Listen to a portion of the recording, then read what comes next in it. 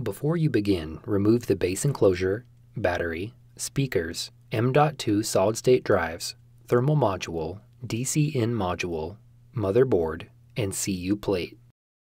Removal. Important. Make careful note of the routing of the wireless antenna and display panel cables for later replacement.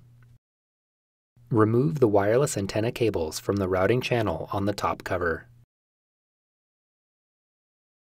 Grasp the top cover near the display panel hinges and open the display panel hinges to approximately 90 degrees. While supporting the top cover, remove the 6 4.5mm P1 Phillips head screws that secure the left and right display panel hinges to the top cover.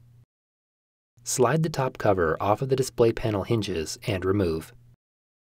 Note: before installing a new top cover, remove all components from the old top cover and install them onto the new top cover. Reverse this procedure to install the display panel assembly or top cover.